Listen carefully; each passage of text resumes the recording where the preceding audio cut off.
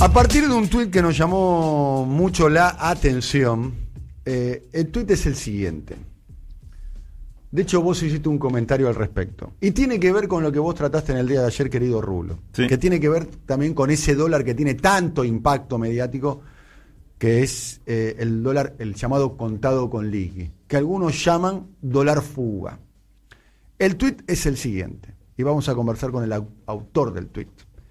El dólar a 110 pesos en contado con liqui, y pone 2 signos de admiración, y está en mayúscula. Mostremos la lista de los que compraron, y pone signos de admiración. Son pocos y los tienen los agentes de bolsa. Es una operatoria especulativa que detona la inflación, dice el autor del tuit. No tiene sentido que se permita para que se fuguen en medio de una pandemia, dice el autor de este tuit. Y vuelven las mayúsculas. Y vuelven las mayúsculas, que las mayúsculas es el modo de decir algo a los gritos o de un modo muy vehemente. Levantar la voz, claro. Levantar la voz en el sentido de decirlo con más fuerza, ¿no? ¿Y remata? Hay que limitarla, dice. Y el autor está en línea para conversar con nosotros. Es miembro del Instituto Económico y Financiero y es el titular, quien fuera titular de la UIF, la Unidad de Información Financiera durante el gobierno de Néstor y Cristina, ¿no? Si no me equivoco. Exactamente. Sí. José Esbatela. José, muy buenos días. Daniel Tonietti los saluda. Estamos aquí también con Raúl Rulo de la Torre. ¿Cómo le va? ¿Qué tal? Buenos días. Bien. Muchas gracias por atendernos. Bueno, bien. Queremos un poco el desarrollo, la explicación de este tuit. Bueno, este tiene una, digamos, una antigüedad, la preocupación, en el caso personal, porque estuve en funciones en la Unidad de Información Financiera y también fui director de aduana, y donde este tema tiene alguna relación. El tema es que está apareciendo en los momentos críticos como una referencia para el mercado de divisas, el dólar que se maneja con muy poco monto en la compra-venta de la bolsa y en el esquema de transferencia de bonos y acciones hacia el exterior, como si fuera una operación que no tiene relación con el tipo cambiario. Es decir, existiendo una regulación, si esto fuera una operación de cambio, esto podría ser sancionado por la ley penal cambiaria. El problema cuando se utiliza esta figura es que cuando estábamos en funciones hubo una denuncia penal contra un banco por hacer esta operación. Ajá. Que terminó en la corte y que de alguna manera legalizó esto como que no es una operación de cambio, sino que es una compra de acciones y que por lo tanto no se puede aplicar la ley penal cambiaria. Eso fue en junio del 2015. Mientras tanto, esta discusión se regula por el Banco Central, que puede autorizar esta operación y también puede limitar, digamos, congelar esta operación y decir que la transferencia esta se puede comprar, pero para liquidarlo hay que esperar. ¿Qué quiere decir? Que en vez de transferirlo en 2 días, en un caso de regulación por X situaciones, una de las situaciones es una situación de emergencia que se está utilizando para sacar el dinero, que está prohibido, digamos que tendría que ser por el dólar oficial, y esto debería quedar congelado 1 mes, 2 meses. Por eso dice limitar el tuit ahí. ¿Por qué limitarlo? Porque la legalidad la tienen por una sentencia de la Corte y se le hace muy difícil a la estructura institucional de Argentina, al Banco Central, aplicar la ley penal cambiaria en algo que se perdió en la batalla legal, pero que sigue siendo, desde el punto de vista de la realidad económica, una compra de divisas acá a un valor que se le paga que totalmente fuera de lo que está regulado en la Argentina. José, decías que además que son muy pocas operaciones, es decir, esto que le está dando los grandes títulos a las noticias financieras, llegó al 110, al 114, en realidad es casi un precio marcado, lo estoy poniendo entre comillas, por algún sector o por algunos pocos operadores que le están dando ese valor y le están dando ese título, cuando en realidad económicamente no es una operación significativa. Sí, en realidad son 30 millones de dólares por día en el marco de unas operaciones... Son chirolas. En realidad no son para el pueblo común, para el pueblo común no, pero para la economía de un país 30 palos es poco, ¿no? Es poco. Lo que pasa es que para hacer esto hay que tener un agente de bolsa acá, hay que tener además la plata en pesos para hacer esta operación, que eso es importante. Por eso yo planteo que hay que conocer quiénes son los que compran esto, porque es liquidez con ganas de sacarla, sí. Es decir, para estoquear.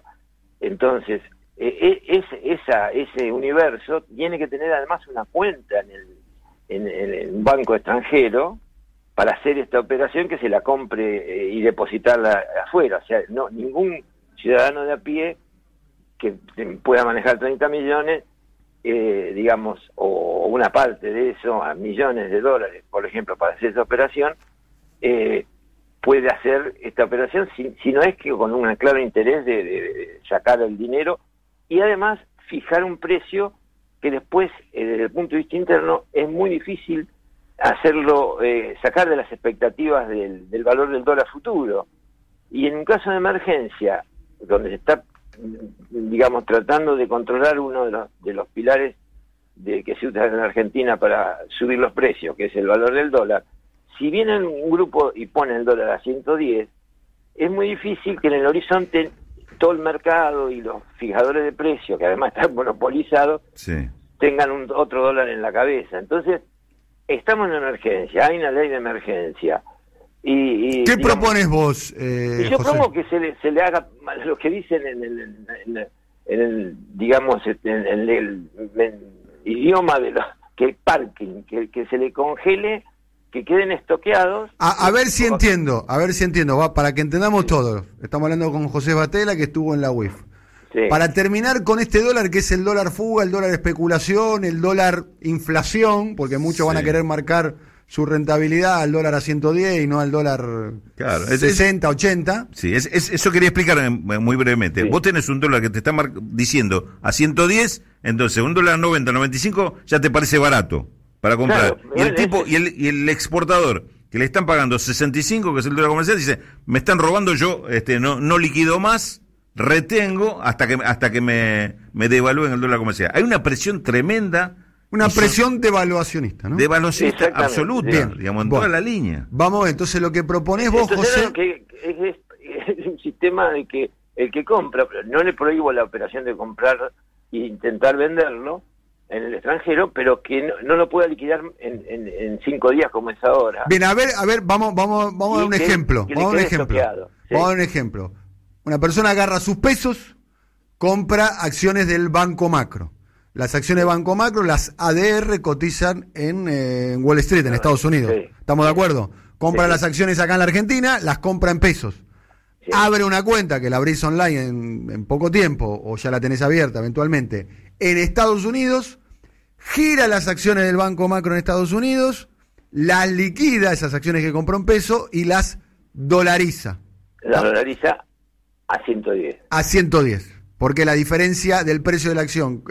lo que pagó en pesos contra los dólares que cobró cuando... Bien, primera cuestión. Lo que vos estás proponiendo es que que cuando compra las acciones, por caso del Banco Macro, estén un periodo de tiempo sin poder operar en otro mercado. Un mes, dijo, ¿no? Un mes.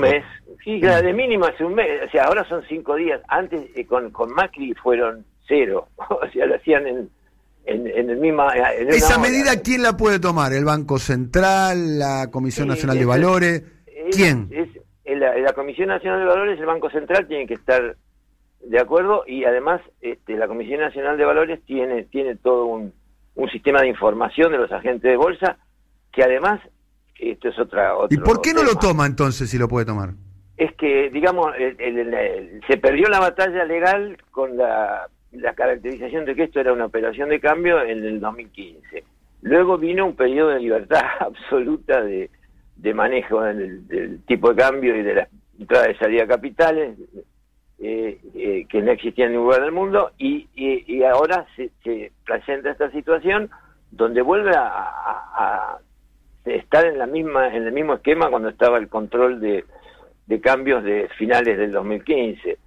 Y ahí había sanciones, pero había que entrar por un sistema que no de la ley penal, sino de impedir la operación. En este momento estamos en emergencia y yo creo que hay que saltar el esquema de legalidad que obtuvieron eso en función de que se está usando para fijar un dólar futuro por fuera del sistema macroeconómico que tiene la emergencia. Entonces, ahí se le puede prohibir porque no se le saca, no se le limita la operación, se limita la liquidación, de manera que la especulación esta de hacerlo esto fácil se complique, lo tienen que tener estoqueado 1 mes o 2 meses, y especular con que el valor ese no sea el verdadero entre 1 mes o 2 meses, por lo menos se le limita ese tiempo. Y hay razones de emergencia para tratar de evitarlo. Bueno, tenemos una pregunta más, José, para hacerte. Sí, José, decís en el Twitter que esto se hace a través de agentes de bolsa y se puede identificar claramente. ¿Hay sospecha de quiénes son los que están haciendo este tipo de operaciones? No, pero están en la obligatoriedad que da la regulación de la ley que regula la UIF, digamos, el mercado de identificación de los beneficiarios finales. Sí, esto es obligación tenerlo, y además es obligación saber si el monto de los dineros que se operan proviene de actividades lícitas. O sea que eso está, y se puede investigar por las atribuciones que tiene tanto el Banco Central como la Comisión Nacional de Valores. Ok, perfecto. Que sepan que no es tan fácil, porque si no, claro, estos, digamos, lo usan así, esta es la verdad. Sí. José, muchas gracias. Bueno, gracias a ustedes. José Batela, quien fuera titular de la UIF, pidiendo el control de aquellas personas que están, insisto, especulando en medio de una pandemia. Y el gobierno tiene los instrumentos como para poder controlar esto. Hay que ver si los quiere usar. Van a aparecer de estos chistes muchos. Chistes, llamás esto chistes. Sí, estos chistes de jugar, de hacer este jueguito y que te fijan la cotización. Ojo, capaz que es todos los con medios están Todis. publicando. Es Digamos, con Todis. La unidad es tan grande que es hasta con los especuladores en medio de la pandemia. Sí, y que te lleven puestos. Digo, me parece que a estas cosas hay que estar atento, ¿no? Como el tema precio, la inflación no se provoca por Me olvidé de preguntarle quién está a cargo de la UIF ahora. Ajá.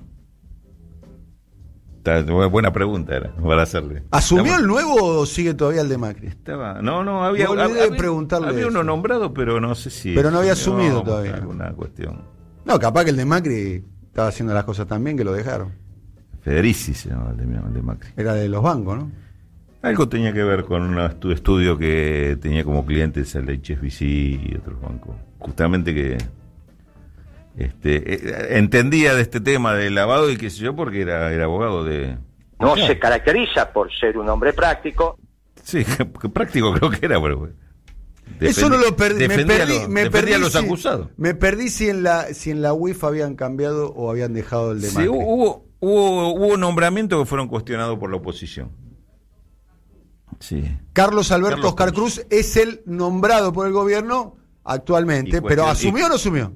Porque estaba el tema de que iba a asumir un poco más tarde, creo que y tenía algún cuestionamiento que para mi gusto menor que le hacía la oposición.